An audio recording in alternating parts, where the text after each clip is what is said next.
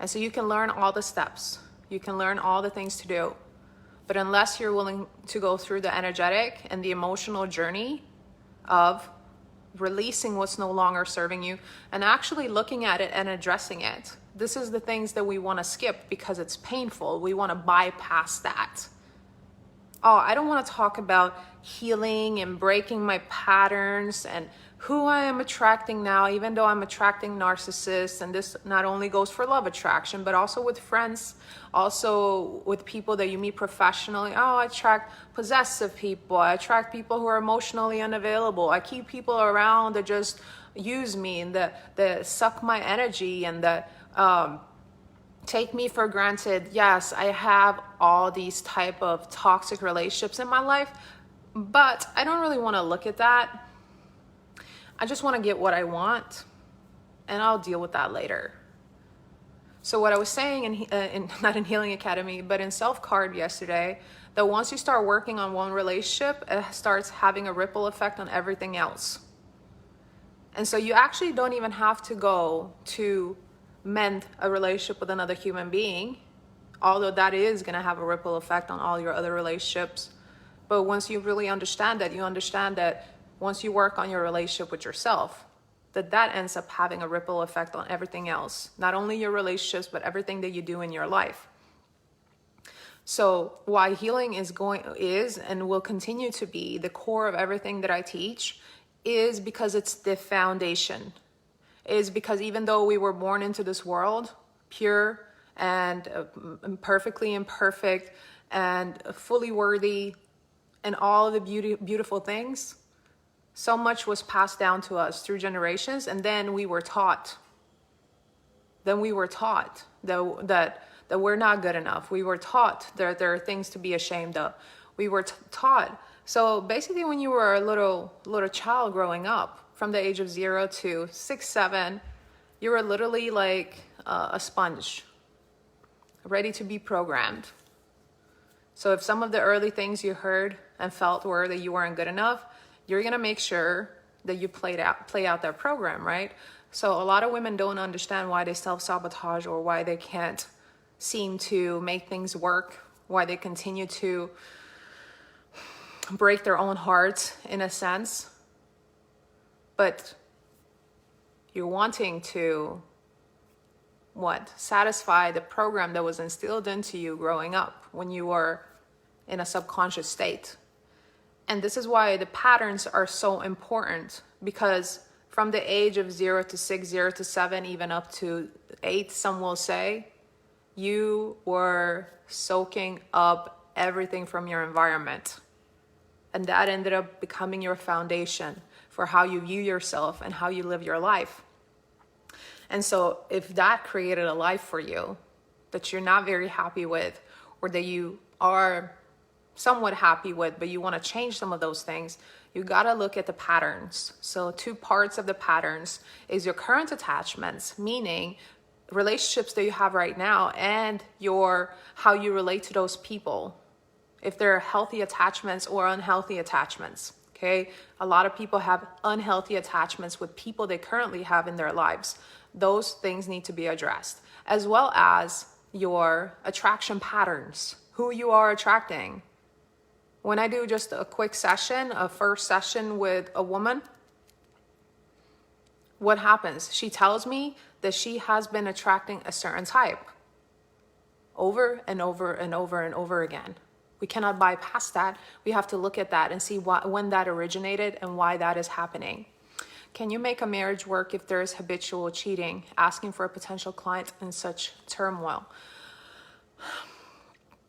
So how you make a marriage work, by both people being on board. I have a strong belief that both people have to be willing to work on it, as well as I do have a strong belief that sometimes, because we have 2 different people, at times one will be pulling more than the other person, but foundationally both have to be willing to make it work. So if the person who's doing the habitual cheating is willing to work through that, and if the spouse is willing to go through the process with her spouse, to see if they can mend it, absolutely. But if they're both not on board, it's going to be very challenging. It's going to be very challenging. So I am also a little different. I do believe that there are levels to narcissism too. I do also know that there are empaths who possess narcissistic traits as well. So it's not completely black and white. I have worked with women who have said that, hey, I'm the one who's the narcissist in my situation, and I want to get better. And it actually exists.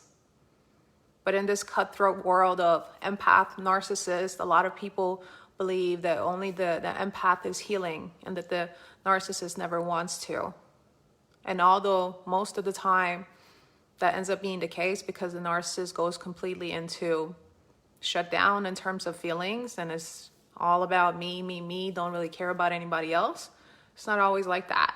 So again, we got to see past labels and we got to see past behaviors and we got to see the human. So is a human willing to change? Is a human willing to do the work? That's what matters the most. That's what matters the most. But we get so caught up with titles, status, labels, we judge and we gossip that we don't see the human anymore. But everybody's playing out their pain in different ways. Sending her my way. Appreciate that, Carrie. I love you.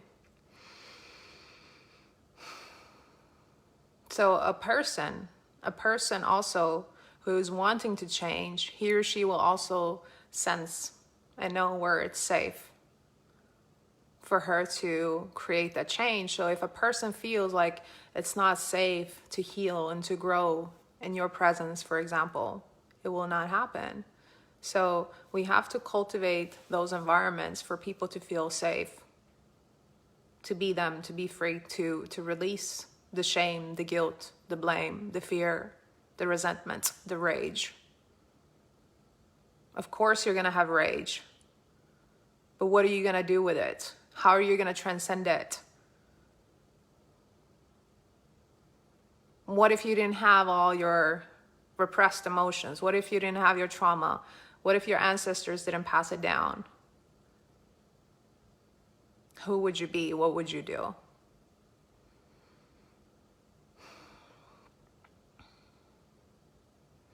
We try to avoid our emotions so much and so badly that we don't recognize the immense power they hold. And we're so angry at our past relationships and our exes, and even the fact that the biggest thing is that we stayed in those relationships, that we don't realize the deep wisdom that we gained from those experiences. And how through those experiences we started remembering who we truly are. There is so much power in your story, but also in your life choices and how it led you to uncover more and more and more when it comes to who you are. So we can create a fantasy world for ourselves and act, oh, I don't have to do any of that. And sometimes you don't have to. But then how is it going to feel having what you desire and not being able to really honor it and nurture it and love it and support it and respect it and truly, truly hold it? Because if you just bring in another human being, if you manifest another human being and you're not safe in your own body, you're not safe in your own skin, you're not safe with your own emotions, you cannot hold energy for yourself to be all that you are and to express everything you have to express, then how is another human being going to feel safe in your environment, in your space? They're not. And I'm sure many of you have experienced, at least in the past, being in relationships where you're like, it's too intense. You can't deal with their emotions, so you need them to be happy all the time. You need them to be happy because you have too much to deal with on your own. So if they're sad or if they're angry, oh my gosh, it's going to be way too much. So when they express a little bit of unease or a little bit of frustration or whatever the case may be, you get angry, you get frustrated, and you're like, I don't want to argue. Why are you being negative right now?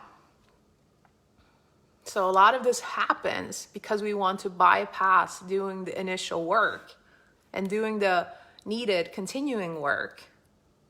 I don't want to do all this work. I just want to have a relationship. I just want to be happy. Then I call someone in. They come with a lot of baggage, just like we have baggage, but you've been overlooking yours. You've been suppressing yours, and then they come with theirs and you can't handle it. Of course you can't handle it. You've been ignoring your own.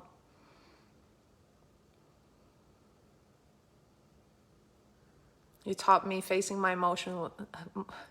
You taught me facing my emotions was the strongest thing I could do for myself. I love that, Carrie. I'm so happy. You're an incredibly, incredibly powerful woman. You are stronger than you know. So to me, strength is really being willing to look at all of it and not look at it as a bad or a good thing, or it's been doing it for too long, I need to stop, or how much longer am I going to have to deal with this? A lot of the anxiety that women carry continues because you want it bad, so you want it gone so badly. You continue to be single because you hate being single. You continue to attract the type of people you don't want in your life because you don't want to do this level of work to break your patterns. You have to address it. Can't ignore it. What is your biggest fear? Or what is your biggest fantasy? What did you fantasize about when you were a little child growing up? What did you really want? Oh, I just wanted to be accepted. I just wanted to be loved. I just wanted to get some validation. I just wanted this. I just wanted that. You don't realize that you recreate it through the people you attract into your life. But operating from a broken place will only attract more brokenness. So the codependency can never be broken until you heal your relationship with yourself. I can teach you manifestation practices where you can call in a person. Woohoo, let's do some magic together from a place of, okay, you are where you are. Let's not do any more healing work. Let's just implement a manifestation. But what is that going to look like? How are you going to be able to sustain that relationship? And how are you going to be able to build an empire with that person if you cannot even hold your own energy, if you cannot hold your own emotions, if you cannot support yourself through everything? How is that going to be possible?